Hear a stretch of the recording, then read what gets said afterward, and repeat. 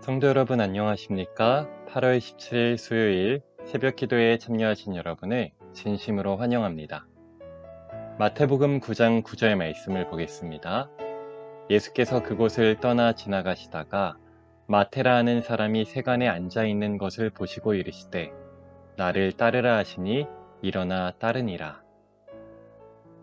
마태가 예수 그리스도로부터 부름을 받았을 때 이스라엘의 지도계층에 있는 사람들에게는 참 기가 막힐 일이 벌어진 것입니다.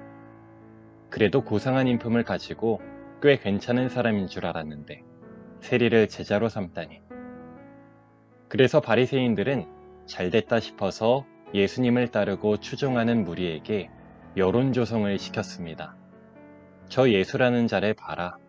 우리 모두가 경멸하고 싫어하는 착취자, 배신자인 세리를 데리고 가는 걸 보니 저 사람은 형편없는 사람이다. 바리새인들은 그런 여론몰이를 해서 예수를 곤경에 빠뜨리려고 이를 계획하고 있었습니다. 반면에 세리들 사이에선 이 사건이 큰 충격이었습니다.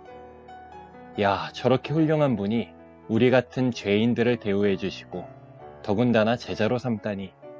이 소문이 세리들 사이에 퍼졌을 때 이들은 큰 희망을 품게 되었습니다. 똑같은 사건을 두고도 이렇게 시각의 차이가 있는 것이죠. 예수님의 부름을 받은 마태는 너무나 기분이 좋았습니다. 그래서 잔치를 열었죠.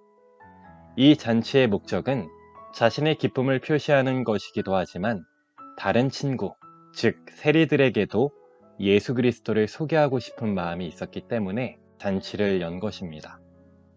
이곳에는 세리들만 초청된 것이 아니라 그 당시 사회에서 소외되고 천대받는 계층의 사람들을 불러서 예수님과 자리를 같이 했습니다. 예수님은 분명히 아셨습니다. 자신이 그곳에 가면 온갖 불리한 형편에 처하게 될 것을 아셨어요. 그러나 예수님에게는 그러한 사회적, 정치적 문제가 예수님의 행동에 어떤 영향을 미치지 않았습니다. 예수님께 있어서 외형적인 것과 형식적인 것은 가치가 없었습니다. 시대의 소망 274쪽입니다. 예수의 마음을 움직인 것은 생수를 갈급하는 심령이었다. 예수께서는 세리들의 식탁에 귀빈으로 앉으시고 당신의 동정심과 사교적인 친절한 행위로 인간의 존엄성을 인정하신다는 것을 보이셨다. 그리고 사람들은 예수의 신임을 받을 만한 사람이 되기를 갈망하였다. 갈급한 심령에 예수님의 말씀은 축복과 생명을 주는 능력으로 임하였다. 새로운 충동이 일깨워지고 새 생애에 대한 가능성이 사회에 버림을 받은 이 사람들에게 열려졌다. 이 잔치에 모인 자들은 사회적 약자이고 버림받은 그런 사람들이었습니다. 그러나 그 자리에 고귀하신 예수님이 함께 계실 때 참석자들은 큰 희망과 용기를 얻었습니다. 예수님께서 그들에게 정말 따뜻한 사랑의 말씀으로 또 친절한 행위를 통해서 거기 참석한 각자 한 사람 한 사람의 존엄성을 인정하시는 모습을 보여주신 것입니다. 사람은 모두 고귀한 존재입니다. 어떤 외형이나 가진 것에 의해서 가치가 결정되는 것이 아니고 1차적으로는 하나님의 형상으로 창조함을 받았다는 것 자체가 인간은 고귀한 존재입니다. 더 나아가 하나님과 관련을 가지고 하나님을 신뢰하고 사는 사람들은 진정한 가치 있는 사람들인 것입니다. 인사동에 가면 여러 작품들을 볼 수 있습니다. 그런데 그림들의 가격이 각각 다릅니다. 아무리 커도 싼 것이 있고 작아도 수백만 원 하는 것이 있습니다. 무엇에 따라 가격이 달라집니까? 작가의 이름, 작가의 친필 사인에 의해서 그 가치가 결정되고 가격이 달라집니다. 아무리 잘 그린 그림도 이름이 없으면 제값을 받지 못합니다. 그렇다면 인간의 가치는 무엇으로 결정될까요? 그것은 바로 하나님의 사인입니다. 내가 널 만들었다 하는 하나님의 사랑에 붙들려야 하며 하나님의 손에 붙잡혀야 하는 것입니다. 미국 뉴욕주 버펄로에 사는 공군 예비역 중령인 마틴 코버시의 이야기입니다. 27년 전 동네 아이들이 주변에서 놀이를 하다가 엉뚱하게 집 안으로 날아든 이 공이 실내 벽을 치면서 벽에 걸려있던 그림 한 점이 바닥으로 떨어졌습니다. 그의 가족들은 그림을 벽에 다시 거는 대신 천을 덮어 소파 뒤에 방치해 놓았습니다. 무려 27년 동안 말입니다. 코버 씨는 문득 이 그림이 르네상스 시대 거장인 미켈란젤로가 그린 것이라는 것을 떠올렸죠. 그리고 그 소파 뒤에 있던 그림을 꺼내서 미술 전문가인 안토니오 포르첼리노 씨를 찾았고 감정을 의뢰합니다. 결과는 놀라웠습니다.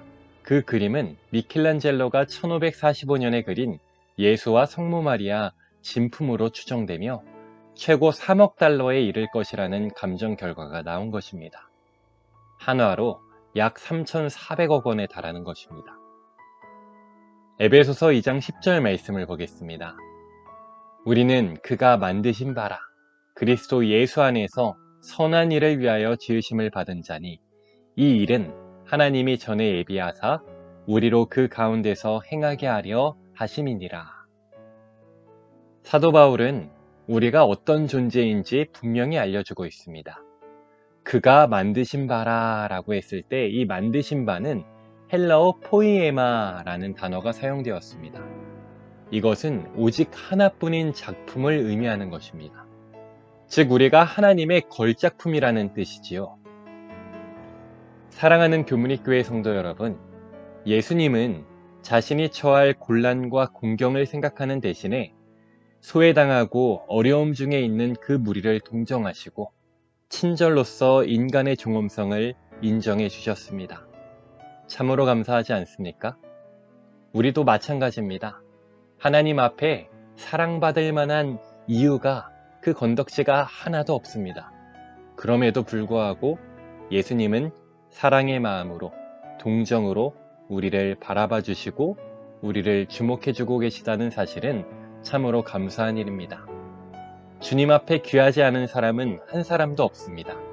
그러므로 우리 서로 존중하고 인정하고 사랑하게 되기를 바랍니다.